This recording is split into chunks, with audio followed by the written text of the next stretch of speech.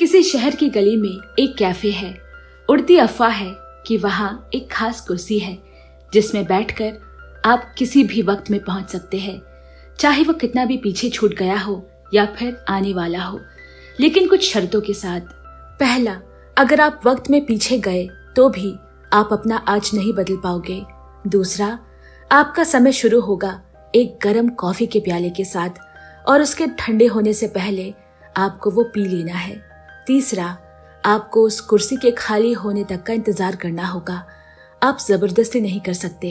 और चौथा, आप सिर्फ उन्हीं लोगों से मिल सकोगे जो कभी उस कैफे में आ चुके हैं। एक गर्मी की आम सी सुबह है। काजू तोकीता और उसका कजन हुसैन अपने रोजमर्रा के काम में लगे हुए हैं और सामने बगल वाले रेस्टोरेंट के ओनर यूका और कॉलेज स्टूडेंट शिन बैठे हैं। उस अफवाह के चलते लोग अक्सर यहाँ आते हैं। उस दिन भी एक लड़की आई है। उसने आते ही कहा, मैं एक हफ्ते पहले अपने वक्त में जाना चाहती हूँ। मैं वहाँ उस कोने के टेबल पर बैठी थी जब मेरे बॉयफ्रेंड से ब्रेकअप हुआ था। ये फुमिको कियोकावा है। पिछले हफ्ते वो यहाँ अपने बचपन के दोस्त गोरो के साथ आई थी। उन्होंने अपने अब तक की जिंदगी में हमेशा एक दूसरे को साथ पाया है। वो लड़ते हैं, झगड़ते हैं और तो और उन्होंने एक दूसरे के ब्रेकअप्स भी देखे हैं। गोरो अमेरिका जा रहा है। उसने फुमिको को यही बताने के लिए यहाँ बुलाया था, मगर शायद फुमिको को कुछ और ही सुनना था। उसे कभी देख नहीं पाऊंगी, इस बात ने उसे ये एहसास दिला दिया कि वो उसे पसंद करती है, मगर प्यार से तो कभी बात ही नहीं की उन दोनों ने। उस दिन भी उनका झगड़ा हो गया और गोरो चला गया। फुमिको एक बार उसी समय में वापस जाकर उसे रोकना चाहती है। काजू बोली, तुम कुछ भी कर लो, तुम्हारा आज नहीं बदल सकता। वो फिर भी अमेरिका जाएगा। वो थोड़ी मायूस हो गई, लेकिन फिर भी एक बार कोशिश करने में क्या हर्ज है। काजू ने कहा, अगर तुम फिर भी ये करना चाहती हो तो तुम्हें उस लेडी के उठने का इंतजार करना होगा। इंतजार करते करते फुमिको की वहीं आंख लग गई, लेकिन वो अकेली नहीं। कायो भी अपनी बारी का इंतजार कर रही है, जो कुछ डायरी में लिखती रहती है, और वो कॉलेज स्टूडेंट शिन भी तो है। कई घंटे बीत गए। वो लेडी अब भी वहीं बैठी किताब पढ़ रही है। देर रात हो गई, इसीलिए कायो का हस्बैंड योसुनुरी उसे लेने आया है। रात के 8 बजे और वो लेडी उठी। जगह खाली होते ही काजू ने फुमिको को उठाया। ध्यान से सुनो, अब मैं तुम्हें एक कप गर्म कॉफी बनाकर देने वाली हूँ। याद रहे, कॉफी ठंडी होने से पहले इसे पी लेना। बस इतना ही वक्त तुम्हारे पास है, नहीं तो तुम 2 समय के बीच में फंसकर रह जाओगी, एक आत्मा की तरह। जैसे वो लेडी जो यहाँ बैठी थी, वो भी अपने मरे हुए पति से मिलने अतीत में गई, लेकिन शायद इतने दिनों बाद उसे देखकर वक्त का ध्यान नहीं रखा और तब से वो वहीं फंसकर रह गई है। ये सुनने के बाद भी फुमिको हिम्मत करके बैठी। काजू कॉफी बना रही है। गरम भाप ठंडे सीलिंग से जा टकराई और पानी की बूंदों में बदलकर नीचे रखे कॉफी पर टपकी। अचानक कैफे की सारी घड़ियां रुक गई, क्योंकि दूसरी दुनिया का वक्त शुरू हो गया है। फुमिको महसूस कर रही है जैसे कि वो गहरे पानी में तैर रही हो, और अचानक उसे गोरो की आवाज सुनाई दी। आंख खोलने पे वो उसके सामने बैठी है। उस वक्त भी वो लड़ ही रहे थे। फुमिको एकदम से चुप हो गई और बोली, याद है तुमने एक बार कहा था कि जब हम दोनों का ब्रेकअप हो जाएगा तब हम एक दूसरे से शादी कर लेंगे। गोरो ने कहा, लेकिन तुमने तो मुझे कभी दोस्त से ज्यादा समझा ही नहीं। फुमिको बोली, तो क्या वो तुमने मेरा दिल बहलाने के लिए कहा था? और फिर दोनों में बहस हो गई। इधर ठंडी होती कॉफी को फुमिको एक झटके में पी गई। गोरो ने उसे जाते हुए कहा, मेरी जिंदगी में कभी कोई भी नहीं है। इतने में फुमिको का वक्त खत्म हो गया और वो वापस अपने समय में लौट आई। तब तक वो लेडी भी आ चुकी है। फुमिको ने झट से उठकर उसे चेयर दे दी। बदला कुछ भी नहीं, मगर फिर भी वो वहां से जाते वक्त खुश है। उसने काजू को आरिगातो यानी थैंक यू कहा और बाहर निकलकर गोरो को मैसेज किया। उससे मिलना चाहा। गोरो को भी बेसब्री से इंतजार रहेगा उसका। वहां बैठा सब देख रहा शिन ने बिल चुकाते हुए पूछा, अगर कुछ भी नहीं बदला तो भी वो जाते हुए खुश क्यों थी? काजू बोली, क्योंकि दिल की कुछ उलझनें खत्म हो जाती है और हम अब वो करना चाहते हैं जिस काम को करने से हमने खुद को रोक रखा था। उसके जाने के बाद काजू ने कैफे की बत्तियां बुझा दी और उस लेडी को गुड नाइट बोलकर चली गई। अगला मौसम पतझड़ का है। उस बगल वाले रेस्टोरेंट की ओनर योका की बहन कुमी काजू को एक खत लिखकर दे रही है कि वो इसे उसकी बड़ी बहन तक पहुंचा दे, जबकि योका वहीं छुपी हुई है मगर सामने नहीं आना चाहती। कुमी ना जाने कब से कोशिश कर रही है अपनी बड़ी बहन से कुछ बातें कहने को, मगर घर के कुछ मसले ऐसे हैं जिससे योका हमेशा भागती रहती है। उसने जिद में घर छोड़ा, माँ बाप छोड़ा। ये बस कुमी ही है जो अपनी बड़ी बहन को छोड़ नहीं पाई। ऐसी झली सी बहन बड़े नसीब वालों को मिलती है। उसके जाने के बाद शिन अपने कुछ दोस्तों के साथ आया। उसके कॉलेज में एनुअल फंक्शन की तैयारियां चल रही है। उसी के परिचय बांटता फिर रहा है आजकल। योका को इतना तो मालूम हो चुका है कि आखिर दिन भर का एक चक्कर शिन इस कैफे में क्यों लगाता है। उसने उसे इशारे से कहा, काजू पसंद है तो बात तो करना, इतना डरता क्यों है। उसने घबराते हुए काजू को एक पर्चा थमा दिया, पर कहीं ना कहीं उसे पता है कि वो नहीं आएगी। कैफे बंद करते हुए काजू की नजर उस पर्चे पर पड़ी। उसे शायद कुछ याद आ गया और एनुअल फंक्शन के दिन वो उसके सामने खड़ी है। शिन को लगा ही नहीं था कि वो आएगी। यूं ही बातें करते हुए काजू ने पूछा, तुम्हारे उस चेयर पे बैठने की क्या वजह है। किनाको, मेरी बिल्ली इसी साल जनवरी में मर गई, उसी को देखना था एक बार। काजू बोली, फिर तो ये नहीं हो पाएगा क्योंकि तुम उसी से मिल सकते हो जो कभी इस कैफे में आया हो। ये जादू इसी कैफे तक सीमित है। फिर उसने दिखाया, इस फोटो में जो गली है वहां मैं अपनी माँ के साथ रहती थी और इसी के साथ उसकी कुछ बचपन की यादें ताजा हो गई, जिसमें साल 2000 की क्रिसमस का दिन भी है। काजू के पापा उसके जन्म होते ही चल बसे। शिन ने पूछा, तुम्हें अकेलापन नहीं खलता। काजू बोली, मेरी माँ है ना। अब एक दिन कैफे में अक्सर बैठी अपनी डायरी टटोलने वाली कायो को काजू कॉफी देने गई। उसने उसे हैरानी से देखते हुए पूछा, सुनो, तुम यहाँ नई हो क्या? पहले तो कभी नहीं देखा। कायो को भूलने की बीमारी है, इसीलिए डायरी में गुम रहती है, कुछ पुराना लिखा पढ़ती रहती है। उसने काजू से कहा, सुना है यहाँ एक कुर्सी है जहाँ बैठकर हम वक्त में पीछे जा सकते हैं। काजू बोली, आपको कहाँ जाना है? मैं उस दिन जाना चाहती हूँ जब मैं अपने हस्बैंड को ये खत देने वाली थी, पर हिम्मत नहीं हुई। बस वही एक काम करना चाहती हूँ। तभी उसका हस्बैंड योशिनोरी उसे लेने आया। बेचारी को तो याद भी नहीं कि जिसे वो ये खत देना चाहती है वो उसके सामने खड़ा है, पर वो अब उसे नहीं पहचानती। अगली शाम योशिनोरी हार कर काजू और हुसई के सामने बैठा है। उसने बताया, पिछले 2 सालों से उसकी याददाश्त कमजोर होती ही जा रही है। अब तो मुझे उसे कहने में भी डर लगता है कि मैं उसका पति हूँ। पता नहीं कैसे रिएक्ट करेगी। काजू बोली, आपकी पत्नी उस कुर्सी पर एक बार बैठना चाहती है। उन्होंने बताया कि वो अपने पति को कोई खत देना चाहती है जो वो उस दिन दे नहीं सकी, और अब वो आपको पहचानती नहीं। योशिनोरी को याद है वो दिन। वो खुद उस लेटर को देखकर वापस रख दिया था। तय हुआ वो खुद उस दिन वापस जाएगा। काजू उसके लिए कॉफी बना रही है और वो उस दिन के बारे में सोचते सोचते 3 साल पहले पहुंच गया। तभी दरवाजे से कायो अंदर आई। अरे, तुम मुझसे पहले ही पहुंच गए। फिर बोली, अच्छा वो वॉशिंग मशीन क्या करना है, रिपेयर करवा ले या नई ले ले? योशिनोरी बोला, वो तो हम खरीद चुके हैं, क्योंकि पुराने वाले के पार्ट्स नहीं मिल रहे थे। कायो को थोड़ा अजीब लगा। फिर उसने कायो से पूछा, मुझे पहचानती हो? मेरा नाम बताओ। कायो सोचने लगी, आज इसे क्या हो गया है। फिर योशिनोरी ने कहा, तुम मुझे कोई खत देने वाली हो ना, लाओ जल्दी से दे दो। अब कायो को समझ आया कि वो भविष्य से आया है, तभी उस कुर्सी पर बैठा है। योशिनोरी थोड़ा घबरा गया। कायो बोली, तब तो तुम्हें मेरी बीमारी के बारे में पता चल चुका होगा। मैं शायद तुम्हें कभी नहीं कह पाती, इसीलिए इसे लिखकर देना चाहती थी। बताओ ना, मैं कैसा कर रही हूँ? क्या मैं सब भूल जाती हूँ? तुम तो याद हो ना मुझे? मैं बोझ तो नहीं बन गई तुम पर? योशिनोरी बस उसे देखता जा रहा है। फिर वो बोला, तुम बिल्कुल ठीक हो और मेरे पास हो। कायो ने उसे वो चिट्ठी दे दी। कॉफी में 1 चम्मच शक्कर डालकर बोली, ठंडी हो रही है, और योशिनोरी उसे एक बार में पी गया। फिर उसका हाथ पकड़कर बोला, तुम बहुत अच्छा कर रही हो, सब ठीक है। कायो बोली, तुम मुझसे झूठ नहीं बोल सकते। तुम्हें ये पता है ना, जाने का वक्त हो गया। दोनों की आंखें नम हैं, पर एक दूसरे को हंसकर हिम्मत देते हुए वो वापस अपने अपने समय पर आ गए। उस लिफाफे के अंदर एक बर्थडे कार्ड है जिस पर लिखा है, मैं सब भूलने लगूंगी, शायद तुम्हें भी। मुझे पता है तुम मेरा बहुत बहुत ख्याल रखोगे, लेकिन मेरी एक गुजारिश है, आखिर के दिनों में मैं तुम्हारी मरीज की तरह नहीं बल्कि पत्नी की तरह गुजारना चाहती हूँ। जितनी बार भूलूं याद दिलाते रहना कि तुम मेरे पति हो।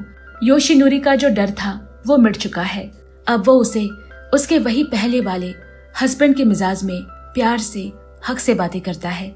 यहाँ धीरे धीरे काजू और शिन के बीच दोस्ती गहरी होती जा रही है। लगभग रोज मिलने लगे हैं। एक दिन काजू ने कजन हुसैन से पूछा, ये योका काफी दिनों से नहीं आ रही, उसका रेस्टोरेंट भी बंद पड़ा है, आखिर बात क्या है? योका घर गई है। उसकी बहन कुमी जो यहाँ अक्सर उसे ढूंढते हुए आया करती थी, एक्सीडेंट में वो चल बसी। कुछ दिन बाद योका वापस आई, लेकिन बिल्कुल पहले की तरह, ना कोई रोना धोना ना मायूसी। काजू और हुसैन भी उसका ऐसा बर्ताव देखकर चौंक गए। फिर काजू ने उसे उसके बहन के वो खत दिए जो वो यहाँ उसके लिए छोड़ जाती थी। इतने जमा हो गए हैं कि एक बैग में भी नहीं समा रहे। हमेशा की तरह आज भी योका ने लेने से इनकार कर दिया, मगर इस बार काजू उन्हें अपने पास नहीं रखेगी। मजबूरन उसे अपने साथ ले जाना पड़ा। पूरा दिन खुश और काम में मशरूफ रहने वाली योका का छुपा चेहरा रात होते होते और छुप नहीं पाता। वो दर्द, वो दुख, अपनी बहन को सालों नजरअंदाज और मजाक में उड़ा देने का पछतावा आज उसका कुछ यूं पीछा कर रहा है कि वो कहीं जाकर छुप भी नहीं सकती। वो सारे खत वहीं पड़े हैं, लेकिन पहले उसने जरूरत नहीं समझी पढ़ने की और आज हिम्मत नहीं है। अगले दिन कैफे पहुंचते ही उसने काजू से कहा, मुझे उस दिन वापस जाना है जिस दिन कुमी यहाँ आई थी। मैं उसे देखना चाहती हूँ, उसे गुड बाय कहना चाहती हूँ, उससे माफी मांगना चाहती हूँ। वैसा ही हुआ। कुर्सी और काजू के बने कॉफी के साथ वो सितंबर महीने में पहुंच गई। कुमी ने आते ही जब अपनी बड़ी बहन को सामने देखा वो चौंक गई। आज तो दीदी को पकड़ लिया मैंने, कितना भगाती हो आप मुझे।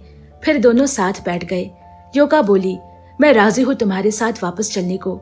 मैं यहाँ अपना सब कुछ बंद कर दूंगी, पापा का होटल ही चलाएंगे। कुमी इमोशनल हो गई। आपको पता है दीदी, मैं हमेशा आपके साथ काम करना चाहती थी, कहते हुए वो रो पड़ी और फिर उठकर वॉशरूम जाने लगी। योका ने उसे रोकते हुए कहा, कुमी, 19 नवंबर तुम काम से छुट्टी लेकर यहाँ मुझसे मिलने आओगी। तुम्हें उस दिन यहाँ नहीं आना है। तुम उस दिन घर से कहीं नहीं निकलोगी, समझी तुम? मैं तुम्हें जिंदा देखना चाहती हूँ। उस दिन तुम्हारा एक्सीडेंट होगा। कुमी को यह सब सुनकर हंसी आ गई। मुझे पता है आप बचपन की तरह ये सब कहकर मुझे आने से रोकना चाहती हो। तभी वो लेडी निकली और कुमी वॉशरूम के अंदर चली गई। अब तो युका को कॉफी खत्म करनी ही होगी, लेकिन मैंने उससे अभी तक माफी नहीं मांगी है। उसका चेहरा भी ठीक से नहीं देखा। उसने काजू से कहा, उससे कहना अपने दीदी को माफ कर दे, वो मेरी सबसे प्यारी बहन है।